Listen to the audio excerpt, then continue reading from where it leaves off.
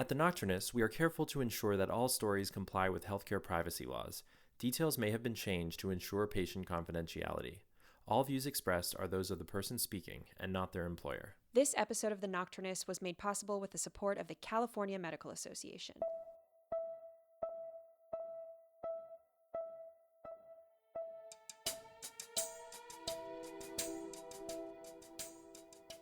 This is The Nocturnists, stories from the world of medicine. I'm Emily Silverman.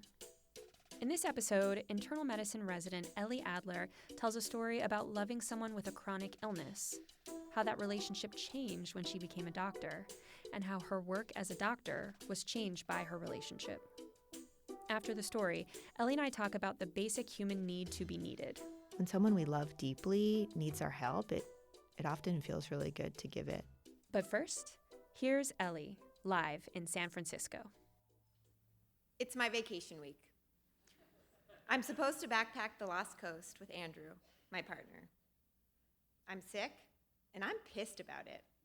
I'm cycling through the stages of grief, passing quickly by denial because I'm painfully congested, and moving on to anger and even jealousy at the relatively glamorous life that Andrew, who is not in medicine, leads.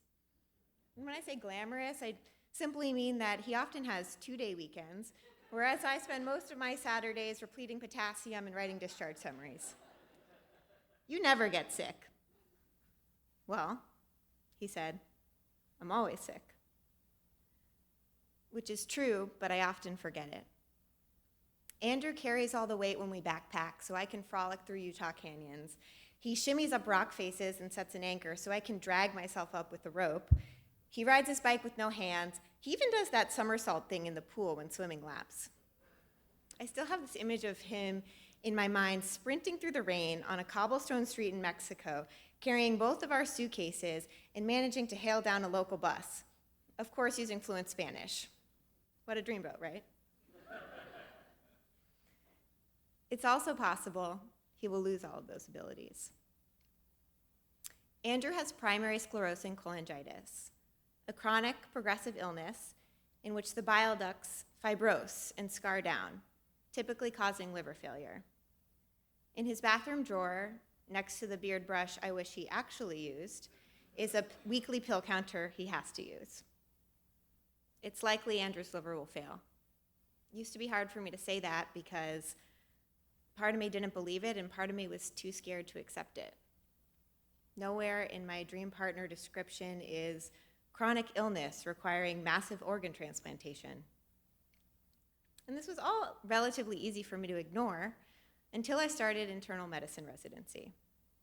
On June 22nd, I went from frolicking through Europe with my boo to feeling pummeled by case after case of patients being stripped of their previous lives from their illness.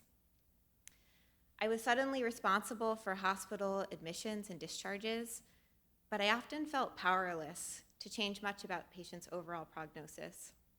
I was shell-shocked by this new combination of responsibility and powerlessness, and my mind would often turn towards Andrew's bile ducts.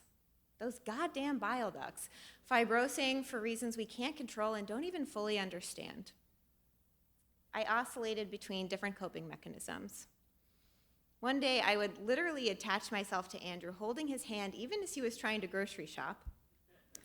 And the next, I would get distant and inappropriately annoyed at him for losing his keys. We would have arguments, and I would wonder if conflict should sound some sort of deal breaker alarm. I wondered if it was worth it for us to work through our differences when so many of his dreamy attributes could fall away. Then came my rotation on the liver transplant unit. During my first week on the rotation, one of the post-transplant patients coded in the morning before rounds. His heart had stopped. I did the most vigorous rounds of chest compressions of my life before he was declared dead. And then we just went back to rounding on the rest of the patients on the service. I felt this rising sensation from the pit of my stomach up to my throat, and I had to swallow hard and plant my feet on the floor just to stop myself from walking out of rounds. In that moment, methodically reporting liver function tests felt like punishment. But I did not cry. There was still some distance. It was too hard for me to imagine Andrew in an ICU bed with so many lines and tubes. The next week, we admitted a pre-transplant patient. I'll call him Mr. Roberts. Mr. Roberts came in confused from his liver failure. He, like Andrew, had been a swimmer in high school, so he knew how to do the somersault thing in the pool when swimming laps. But he was so confused that he forgot to do the somersault thing in the pool, so he smashed his head into the concrete, bringing him to the hospital. We actually captured a very high MELD for him, meaning he had a good chance of getting transplanted during his admission. His confusion cleared on medication, and I would often see him and his wife walking laps around the hospital floor in the afternoon. In the morning, when I would pre-round on him, he would make small talk, often alerting me of the most recent ridiculous tweet by our president, and his wife was always there in the cot next to his hospital bed, chuckling along. I really liked them. And so the day that Mr. Roberts got a liver, the three of us were elated. And sure enough, the next time I saw Mr. Roberts, he had a new liver. He was also floridly psychotic. Now, I went to Brown. I've been to Burning Man multiple times. I've done my fair share of talking people down from bad acid trips. That was nothing compared to the psychosis that Mr. Roberts was experiencing from all the anti-transplant rejection medicines we were giving him. The transplant doctors started calling him Roberts A and Roberts B. Roberts A was hyperactive, paranoid, convinced that aliens had infiltrated the soft tissues of his body. Roberts B was also psychotic, but just continuously muttered, "Quiet Jesus. Quiet Jesus, quiet Jesus, quiet Jesus, quiet Jesus." It was days until we could balance keeping Mr. Roberts on enough anti-rejection medicines and controlling his psychosis. And every day, Mrs. Roberts had deeper and darker circles under her eyes. One morning, she looked at me and said, "I'm just hoping for quiet Jesus today." I left the room, and the tears just poured hot down my face. I was distant with Andrew that night. I didn't like the dinner he made, and I said so. And then I felt guilty for saying so. He could tell I was sad, and translating it into generalized grumpiness, asked me if I wanted to talk about it, and I said, "No, I just want to feel sad." "Okay." He sat closer to me and interlinked his hands with mine. There are so many dreamy qualities about Andrew that make me swoon. He can pitch a tent in about 30 seconds, assemble a bike, and ride it through Europe. He even ferments things. There are so many things about him that I am enamored with, the impermanence of which socks me in the stomach every time I see a sick liver patient.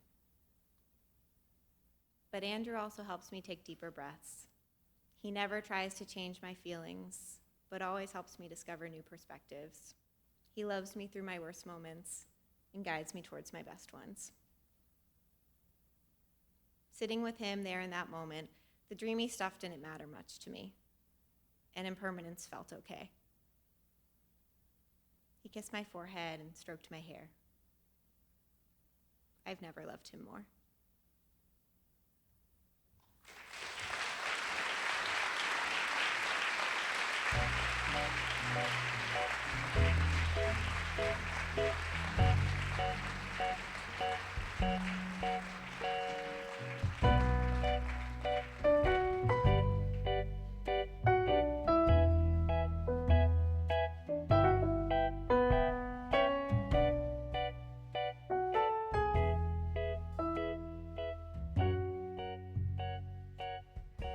I am sitting here with Elie Adler. Hi, Elie. How are you? Hi, Emily. I'm really well. How are you? I'm good. I'm so happy to be here with you. It's always great to see you. Tell me a little bit about your path to medicine. Interesting and unconventional, maybe a little bit.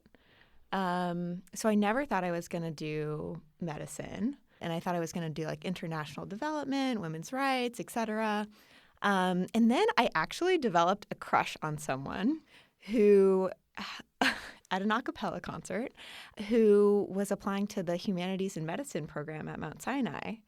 And I thought, oh, there's a path to medicine that's not, orgo and physics. And I just want to pause on that for 1 second because I don't know that all of our listeners know what this program is. Maybe you could explain it to them. The Humanities in Medicine program is this amazing program, and the purpose is really to give people with untraditional paths access to medical school.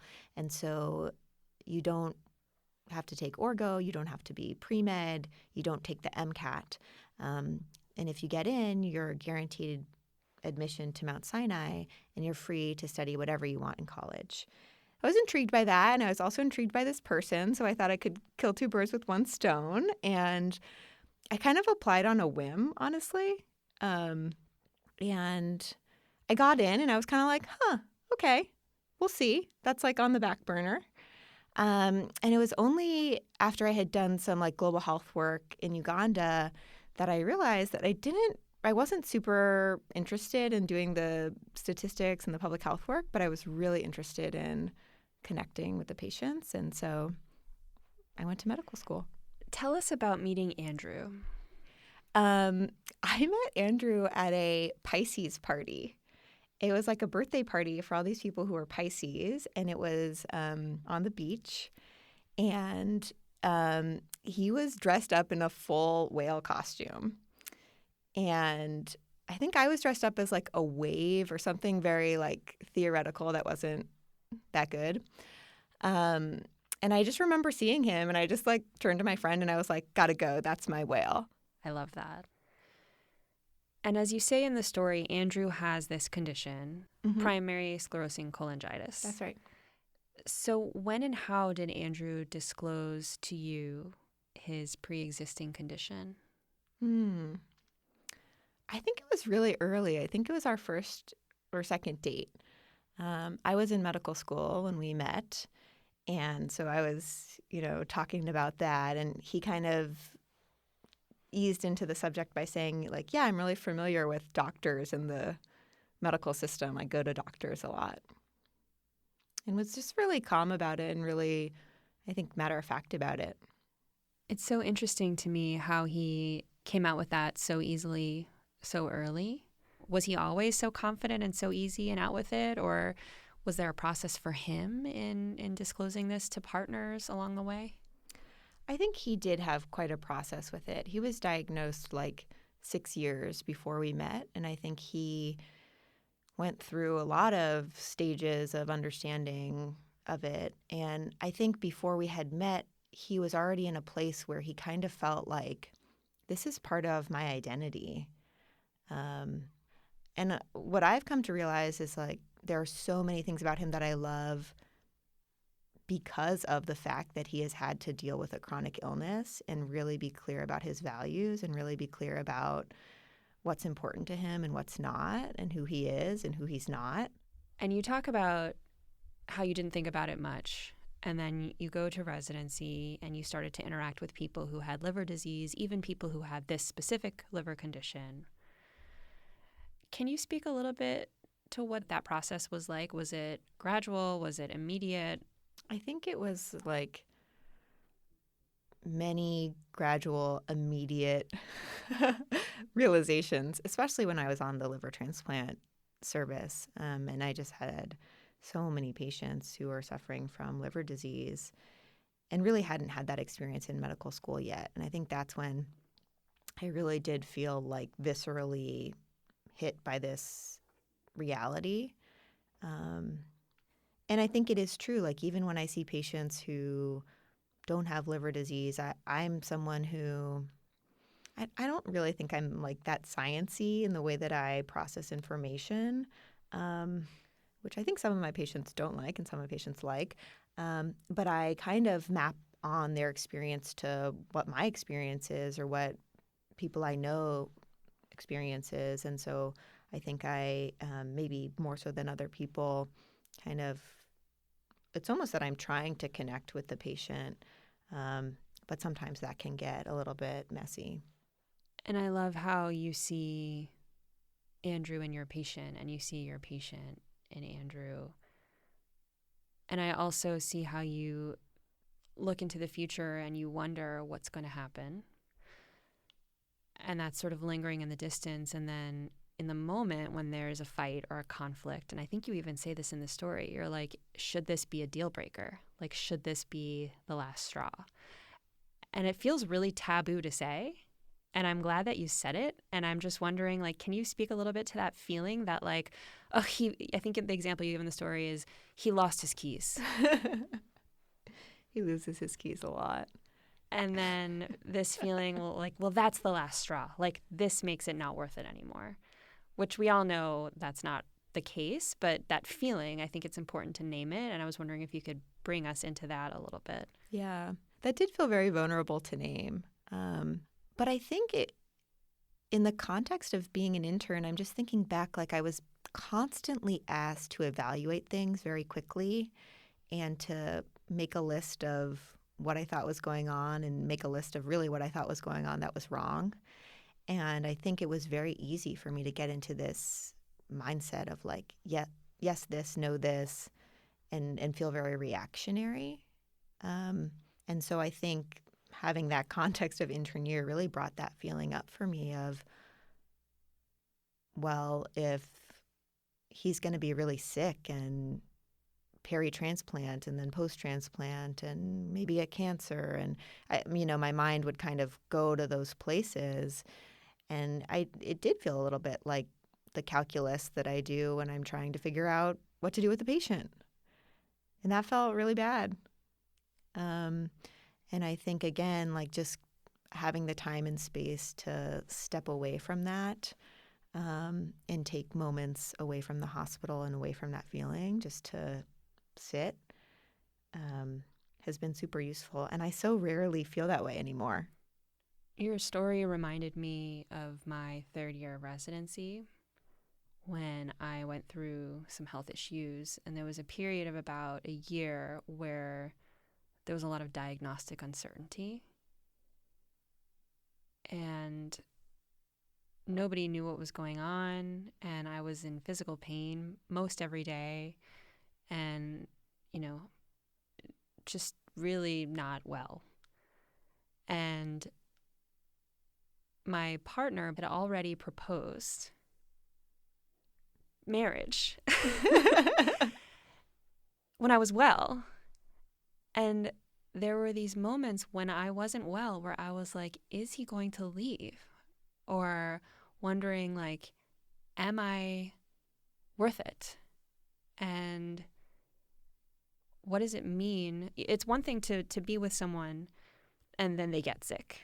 And then, of course, you're there for them. But it's another thing to enter into a relationship with someone, especially one that's as committed as engagement, marriage, knowing that this thing is coming, and then to do it anyway because that person is worthy of your love. I don't know. I was just curious how you were framing that in your mind. Yeah, and I think I'm really sorry you had that experience, first of all. That sounds really hard. I think we in society tend to think like sick, bad, which is often the case. I've noticed for myself in residency, sometimes when it's the sickest patients and caring for them is the most rewarding and gives me the most feeling of meaning. And I don't know if I can map that onto my relationship. I would never wish for my partner to be sick. But I kind of was thinking about this a couple of weeks ago. Andrew's now finishing up his PhD and trying to get his job market paper all, cross the T's and dot the I's. And I've been helping with that because I love to edit papers. And I was helping him, and I just realized, like, he's been helping me for the past 3 years a lot. Like, he's been making me dinner almost every single night, and just the list is long. And I just felt like, wow, it feels so good to help him. It just feels so good. Not even because I know that he's benefiting. I just feel like I'm myself benefiting from the feeling of helping him. And I think it's hard, but I think when someone we love deeply needs our help, it often feels really good to give it.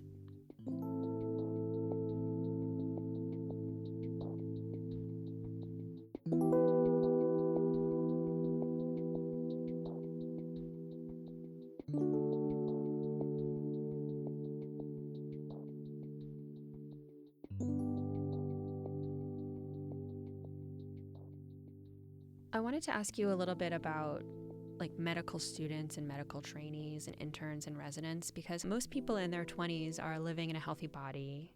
And it's really easy, I find, when you're living in a healthy body, to slip into this mentality of like us versus them. Like we are this army of like able-bodied, healthy, robust, like vigorous 20-something-year-olds who have like never experienced a real like medical issue or a chronic medical issue, who are taking care of this other cohort who are like the chronically ill, the elderly, the disabled, the sick. Absolutely. And I think that, I have some friends in residency who have chronic illness, and I think that it allows them to take a different lens and maybe at times a more compassionate lens with their patients. And I think that having a partner with chronic illness allows me to kind of step into that sometimes too, just to know that not all illness is, first of all, visible, and that people deal with their illnesses in different ways. And I've been thinking a lot about like my path through medical school and beyond, and how like my whole life people were just saying to me like, you're smart, look at your test, you got an A, or like look at this SAT score or whatever, MCAT score. And I feel like until I had that year of my life, like I wasn't smart in a lot of these ways that feel different from like multiple choice tests smart. It's like during that year where I was not well, I went to see an allergist. And this was more for a side issue. It was like kind of to resolve this question of a penicillin allergy, yes or no. So I was there for that. And in the middle of the visit, I kind of broke down and I was like, well, actually, like, this is what's really bothering me with my health. And I like started telling her about all this stuff that was not really pertinent to allergy. And she sat there and she listened. She was, I would say, like probably in her 50s. And when I was finished, she said to me, like, you're going to come out on the other side of this and you're going to be a better doctor for it. And then she said that she once had a mentor who said to her, nobody should be allowed to get an MD until they're at least age 50. And I laughed and she laughed. And I think in the moment I kind of understood what she meant. But the more time that has gone on, the more I really do understand what she meant or what her mentor meant. Is there a way to accelerate that maturation process and help some of these younger, healthy people, like accelerate the wisdom? Like, is that even possible? It's a really good question. It makes me think about our training system and how it's like the traditional path to medicine is like pre-med and then med school and then residency and then opt-in fellowship. And it just kind of feels like this escalator of acquiring knowledge and not really this container of life experience. And I think about, I've worked with a lot of medical students who have done the JMP, and I did the Humanities in Medicine program. So there are kind of, I think, some efforts to try to explode that out a little bit. And I will say that at UCSF, my medical students who have done the Joint Medical Program, which is a medical program through UCSF in Berkeley, in which people get an MD, they also get a master's, and they learn medicine really through problem-based learning and through working through cases as a team.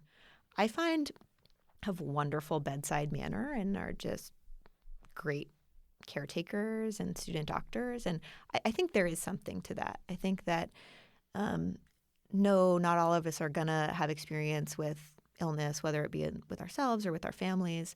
But there is a way to just kind of, I think it's just gathering more data points and having more life experience. And I do think that makes a difference. Great. Well, thank you so much, Elie, for coming in to chat with me. It's such a pleasure to see your shining face and to have this conversation. Thanks, Emily. Thanks so much for listening and for being a part of the Nocturnist community. Do you practice medicine with a chronic illness or have a partner with a chronic illness? We'd love to hear your reflections on Elie's story. call us at 415-991-0958, and your voicemail could be featured on a future episode of the show. The Nocturnists is a passion project, and we rely on our audience for support. So if you like what you hear, please go to our website and click Donate. No amount is too small, and no amount is too large. It means the world to us. If you or your organization is interested in coming on as a sponsor, or if you're interested in having our team produce a show at your institution, contact us through our website, thenocturnists.com. The Nocturnists is made possible by the California Medical Association, an organization that's done so much great work with medical student loan forgiveness, supporting primary care residency programs, and really keeping the doctor-patient relationship at the center of medicine. Learn more about them in the show notes. I want to thank our executive producer, Ali Block, our head of story development, Adelaide Papazolo, our podcast producer, Liza Veal, sound engineer, Alberto Hernandez, and our communications director, Chloe Lassard. Our original artwork is by Lindsay Mound, our original theme song is by Yosef Monroe, and all other music is from Blue Dot Sessions. Please subscribe, rate, and review The Nocturnists on Apple Podcasts. It really helps other listeners find us. And of course, spread the word to your friends, family, colleagues, maybe even your own doctor, or whoever else you think might enjoy these stories and conversations. Until next week, we are The Nocturnists.